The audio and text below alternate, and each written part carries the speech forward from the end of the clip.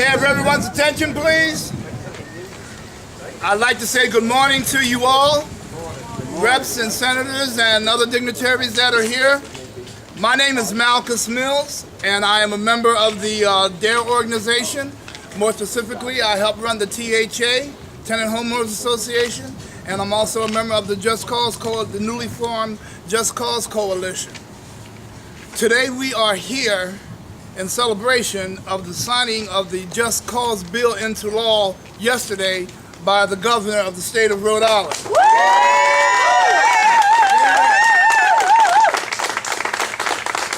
And myself personally, I want to say thanks to my comrades at DARE. I want to say thanks to the people of the Just Cause Coalition. You all worked hard and diligently, and this time it came out in our favor. We all pooled our resources and pulled together, and while it was a struggle and looked kind of bleak at times, we all hung in there, and we made it come true. So for this year, the 6th year that we have been trying to get the Just Cause bill passed, we have finally made it with the governor's signature. I want to thank you all very much.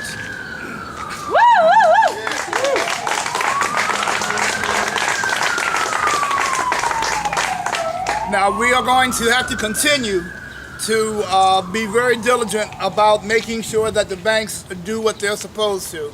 They didn't want to do it in the first place, so we have to keep an eye. We have to keep an eye on them so that we can make sure that this law has teeth. My personal thoughts on the law is that it's a very good law. It'll keep people in their homes. It will. All the banks have to do is maintain the property and have a place for them to pay the rent. Once that's done, people can feel as though they belong in a community, and they can help that community grow. We all thank you very much for that. Now I'm going to introduce a local tenant living in a bank-owned property. His name is Sergio Perez, and he's going to tell us how and why we still need this bill, because he's going through the same thing himself. Sergio? Thanks, Sergio. Buenos días para todos. Tengan buenos días. Mi nombre es Sergio Perez. Yo resido en el 116 de la West Clifford, en Providence. Tengo 7 años viviendo en la comunidad. Estaba muy asustado por la situación que estaba viviendo, ya que el banco tomó posesión de la propiedad donde yo vivo. Pero qué bueno que yo encontré esta localidad y ellos me han soportado, me han ayudado para yo sentirme un poco más cómodo. My name is Sergio Perez. I live at 116 West Clifford Street in Providence. I've lived there for 7 years. I've lived in this community for 7 years. And I'm living in a property that was foreclosed on, and it was a pretty scary thing for a while, and it was so lucky that I ended up finding this place. La razón por qué yo quiero permanecer en esta comunidad es porque el trabajo mío está cerca del downtown. Vivo 3-4 minutos del downtown, y mi hijo estudia en una escuela cercana acá. Me encanta ser parte de esta comunidad, y qué bueno que pasó esta ley para que así estamos deteniendo el desalojo, y estoy muy agradecido con ustedes y que tengan un buen día. So, there are a lot of reasons why I want to stay in this neighborhood. I work downtown. I'm 3 or 4 minutes from where I work. My son goes to a nearby school. I want to remain a part of this community. So it's so lucky, and thank you to everyone for the passage of this law, and thank you and have a good day.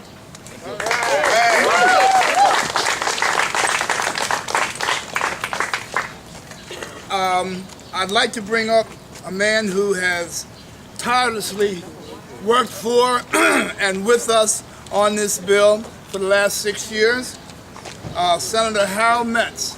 Yeah!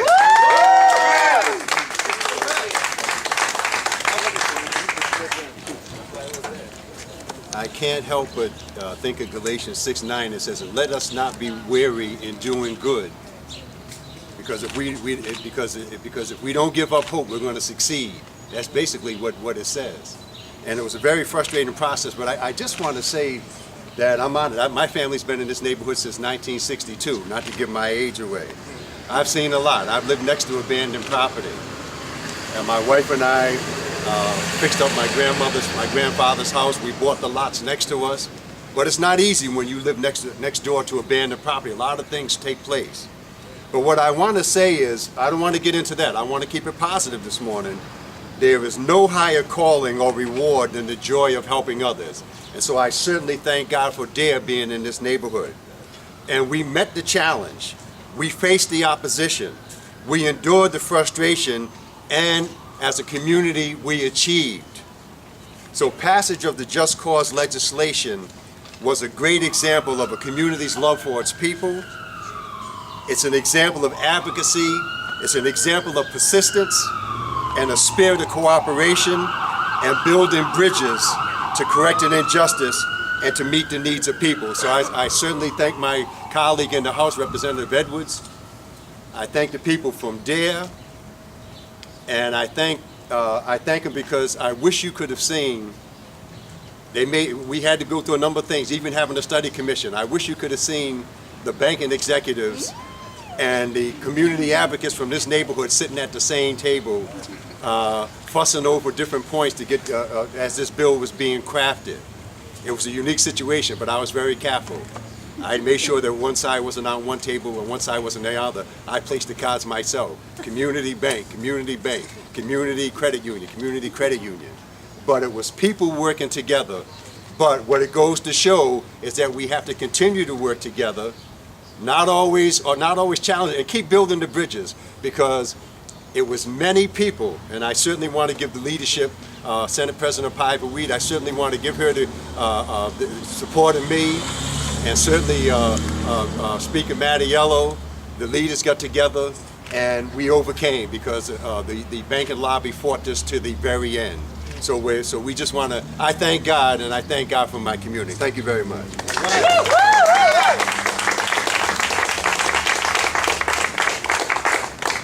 And now I'd like to call up a young lady who has went through this process and won. Where is she? Oh, there she is, Miss Raylene Burgess.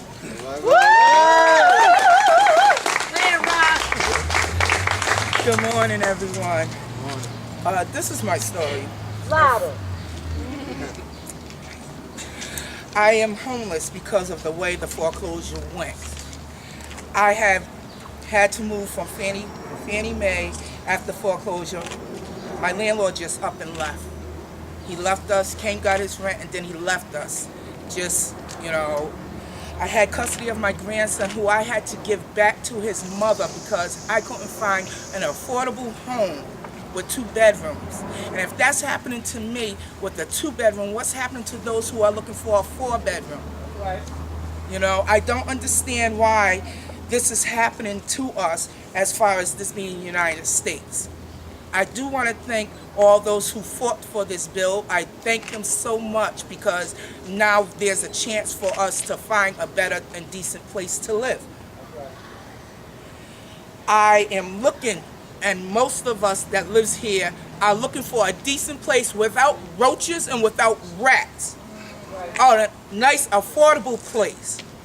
Because all the places I've seen, if they were affordable, they had rats or they had roaches. That's unacceptable for us in the United States. That's right. I refuse to move into something that's going to run me out. And I just thank, everyone, Senator Metz, Edwards back there, Representative Edwards, Joe Almeida, Steve. I just want to thank everybody, because this is not done. We're not finished.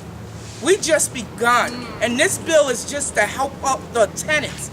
Wait until we stop fighting for homeowners. Okay. Because that's next. No one should be homeless, not here. Thank you. Thank you, Raylene. And with that said, renters our renters will be the largest people as far as housing goes. The housing ownership market is dwindling because of the bubble burst. There are, over the last decade, rents have increased at least twice the amount that people are getting paid. The average worker's pay goes up 25%.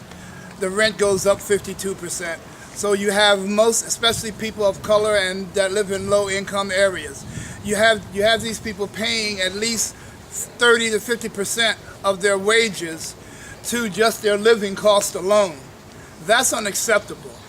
And this bill here will help keep that cost down. It's gonna provide people to be able to stay where they want to stay in their homes without being forced to move with no reason.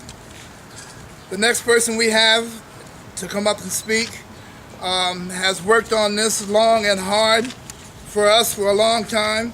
That's Representative Jay Edwards.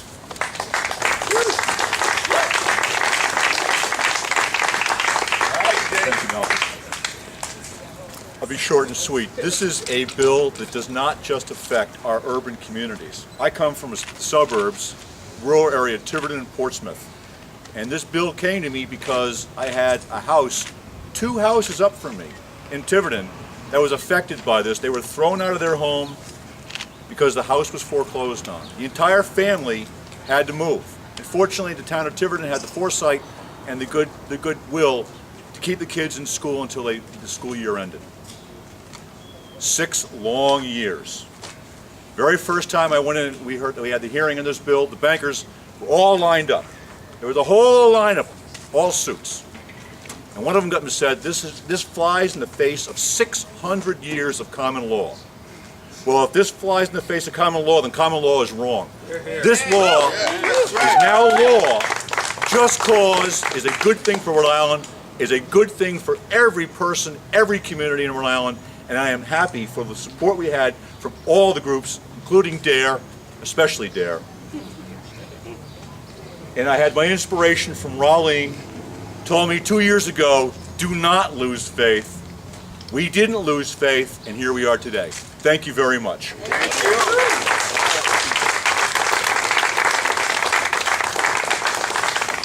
It's only fair of me to mention those that are a part of the Just Cause Coalition, because without their help and their input, we'd probably be still looking at this law as a bill again next year. The Rhode Island Homeless Advocacy Project. Yes. The Onlyville Neighborhood Association. Yeah. Rhode Island Jobs with Justice. Yeah. Economic Progress Institute. Yeah. Child-Led Action Project. Yeah. 1199 SEIU New England. Yeah. Rhode Island Coalition for the Homeless. Yeah.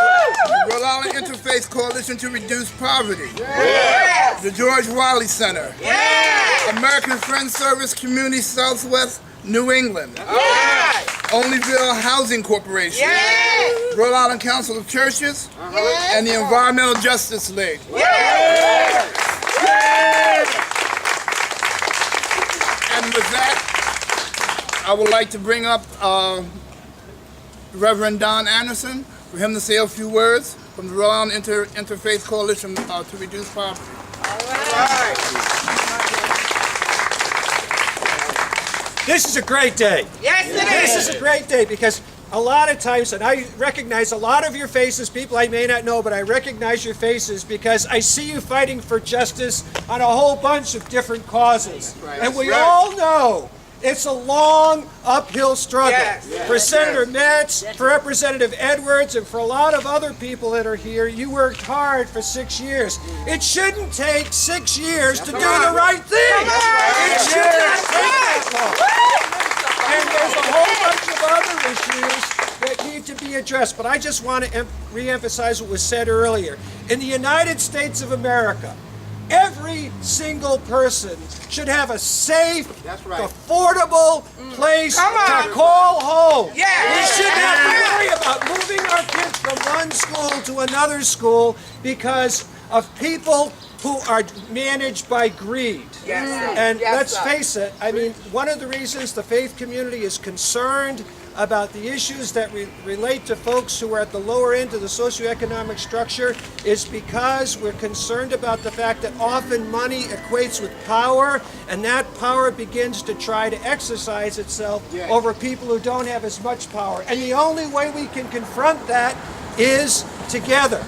And so on behalf of the Interfaith Coalition to Reduce Poverty in the Rhode Island State Council of Churches, we are proud to have done what little we did, and I wish we could have done more, but what little we did to support you and to see this bill accomplished. And for Senator Metz and Representative Edwards, to the leadership in the House and the Senate, and to Governor Chafee, thank you. Yes. Thank you for passing this bill, for signing this bill, and just as you didn't go away for 6 years on this issue, we aren't going away on a lot of other issues either. Rhode Island is the best place on the face of the earth for everybody to live. God bless you all. Thank you. Thank you very much, Reverend Edwards. Reverend Anderson. Sorry about that, Jay. Last but not least, we have Stephen Fishback, our attorney, who has worked tirelessly to help individuals with this, go through this process. Reverend Stephen Fishback.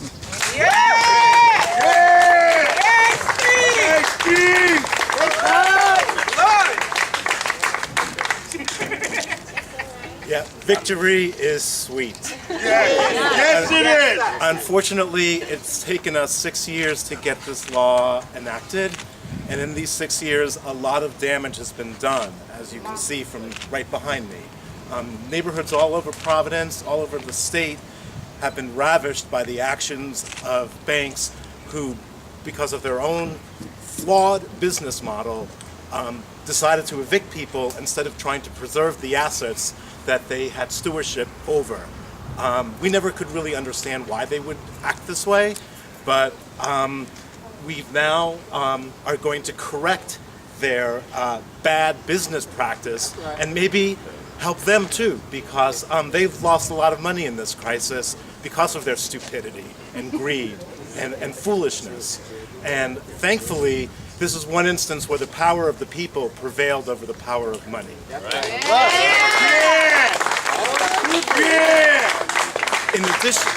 In addition to requiring just cause for eviction, this law also does another very important thing. It subjects the banks to our state's Landlord-Tenant Act. For years, the banks have taken the position that they didn't have to comply with that law, which imposed upon them the duty to keep up their properties. So now tenants have a legally enforceable mechanism to force banks to keep up their properties. So if a bank forecloses on a property that's falling apart, now the bank is going to have to spend the money to fix it up.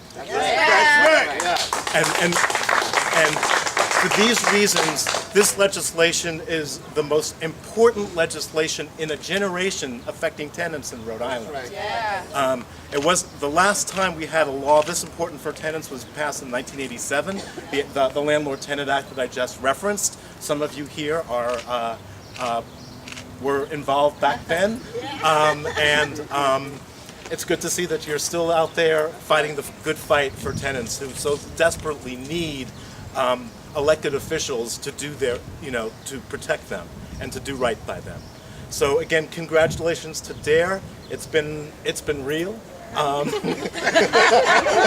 Sometimes surreal,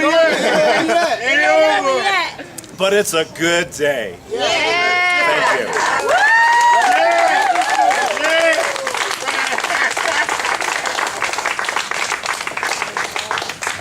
We'd also like to recognize Representative Joe Almeida, who worked tirelessly in committee for us, Representative Diaz for her support, Representative Farrell for his support.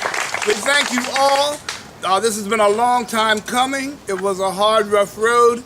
We had a lot of back and forth and over the fence and through the woods and all that, but we finally made it. We seen the light at the end of the tunnel. We kept pushing.